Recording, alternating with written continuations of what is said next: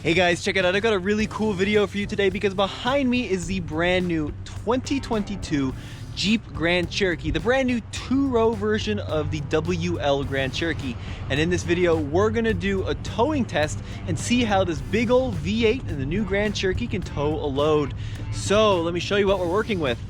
This is the all-new Grand Cherokee. It's a really handsome vehicle, and it's not a refresh of the old WK for 2022.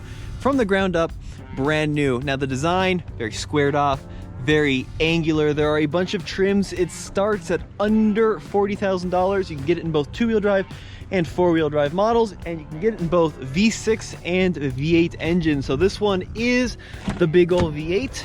We're dealing with a 5.7 liter V8 with cylinder deactivation. So total horsepower 357, the torque 390, and this is old school. There's no hybridization on this model. It's just what you see is what you get. Hemispherical, of course, and we're gonna see what that means towing the load. 8-speed automatic transmission.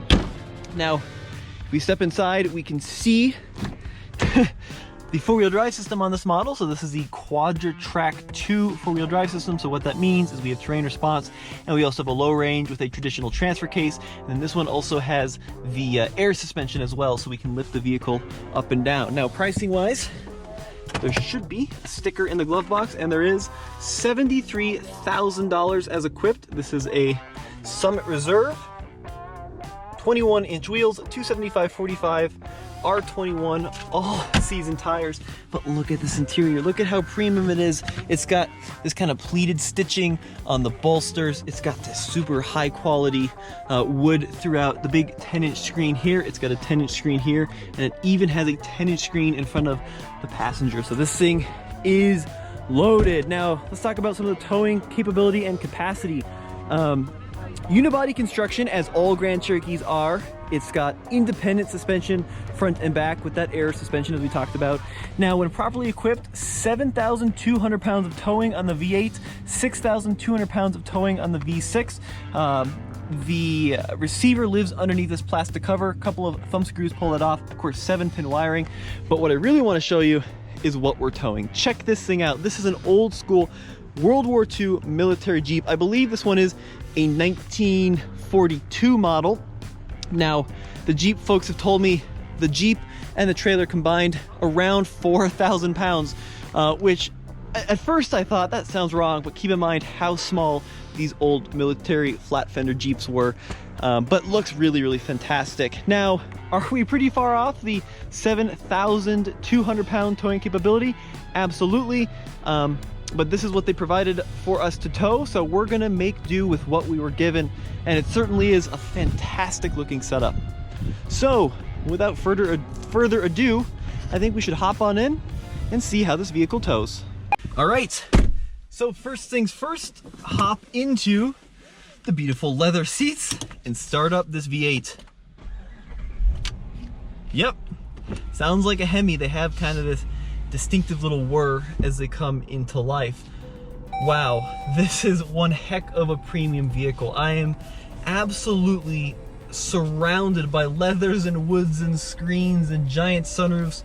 It really is a pretty luxurious experience in here. It doesn't feel very Jeepy. It almost feels Cadillac-y in a lot of ways with the quality of materials, and I'm opening too many stuff up with the sunroof that I don't need to open.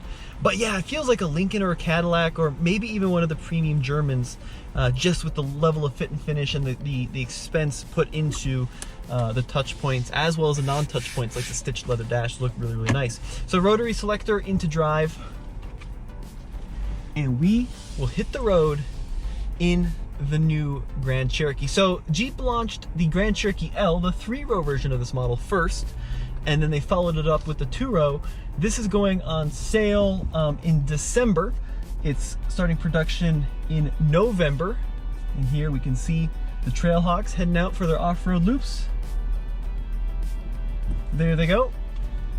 So you can currently go out and buy the 3-row L, and then the 2-row will be in dealers shortly. And then if you want the 2-row with the plug-in hybrid, there's a model called the 4xe, which is coming in the spring of 2022, which is pretty cool. So, pulling out onto the main road. Now the mirrors they're okay. They're not the worst towing mirrors I've ever experienced, but I could use them to be a little bit wider in the reach. And then this does not have a factory integrated trailer brake controller, so that is something worth noting if you are looking to tow with your Grand Cherokee. But with this airlift suspension, I'm gonna tell you right off the bat, it feels extremely level. So the good thing about having the air suspension is it's going to keep you at a constant level regardless of how much tongue weight or equipment that you end up throwing inside the vehicle, which is good. And the actual stability feels excellent right off the bat. So I'm only going 30 miles an hour through this neighborhood, but it feels very confident. Sometimes with unibody vehicles you get a little bit of jitteriness or a little bit of instability, even on small undulations, but this really does feel quite nice. Now we're going to merge onto this larger road and we'll see how the 8-speed responds with 4,000 pounds behind it. I'm not expecting it to struggle, but let's go ahead and see what happens. So merging onto the main road, nice little rumble of the V8, albeit very muffled, and full throttle. Oh, there's a roar. All right, and there is 40 miles an hour.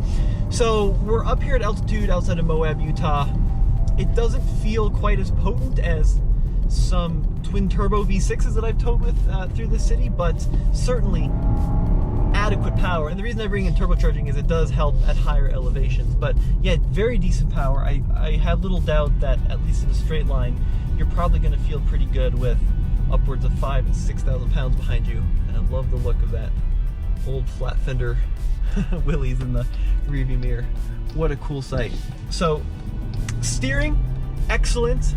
Not too quick, not too slow. Pretty decent feel for an SUV. It really isn't as numb as I was expecting.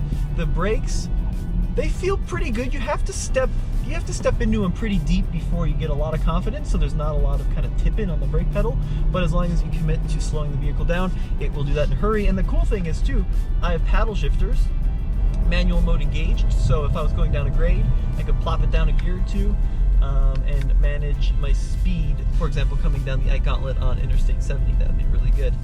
So from a technology standpoint, I'm a little overloaded here. I've got 10 inches of screen in front of me for the instrument cluster, 10 inches of screen for the main, infotainment unit, 10 inches of screen on the passenger side, and the passenger can actually stream a movie as I drive along, and I can't see the screen because it's got this cool prism thing where you can't see it in the driver's seat. And then I also have a 10-inch heads-up display, and all of this is configurable. It's well managed. This is the latest Uconnect 5, so in other vehicles with this much technology, it's pretty easy to get overwhelmed, but I feel like I have a pretty good grasp on how the infotainment system works in the different screens within the first 5-10 minutes of experiencing the vehicle. So it really is very, very well sorted. Now from a ride handling and vibration standpoint, the Grand Cherokee is super refined. It's almost a little too refined. Like, you would have a hard time knowing this was a Jeep if you stepped into a Summit Reserve like this, right? I mean, it's so isolated from the world, but I think that is a good thing for a lot of people. They want to feel like they're in a cocoon of their own, and you certainly get that experience when you hop in the driver's seat of a Grand Cherokee. But overall, pretty impressed with its towing capability. Now, from the competitive set, right, we're looking at vehicles like the Ford Explorer is obviously one of the main targets. Now, of course, the Explorer is a 3-row, which is why they launched the Grand Cherokee L first. So the 2-row is maybe more like Honda Passport, which is kind of an interesting to think about, or maybe a Ford Edge. But price point starts at $40,000. This one's $73,000. The sky really is the limit. Currently, only the V6 and the V8 are available. However, there is the 4xe plug-in hybrid coming. That'll give you about 25 miles, or saying, on a single charge. Other cool things in here: Macintosh sound system, 19 speakers, crazy powerful sound system, dual zone automatic climate control, wireless CarPlay. It's like what you get in a Range Rover or in a Mercedes or a BMW features-wise that you don't necessarily get in a Jeep. And at one point, the answer to that question was, well, you get a much higher quality of material and design. But they've gone so berserk with this latest generation of WL Grand Cherokee that it really is hard to differentiate where the family hauler ends and where the luxury begins. That's how just nuts they went with this thing. And it really does feel like a premium driving experience. And yeah, if you want, you know, a vehicle with a low range and air suspension and terrain response that'll also tow your boat, I think this might be a good choice for you. I really do. Now, we're gonna have to get it back to Colorado to really put it through a proper towing test with a larger trailer that's more than about $4,000 in terms of, you know, its weight rating. However, it doesn't feel it. It really doesn't. And we're not even getting like a lot of that kind of hitch slop, which you sometimes get on unibody vehicles, where you get a lot of the banging from the back, which is good to see. Well, guys, thank you so much for joining this quick impromptu towing video through beautiful Moab, Utah. And as always, check out TFL Car, TFL Truck, and TFLOffroad.com for the latest and greatest in new vehicle reviews.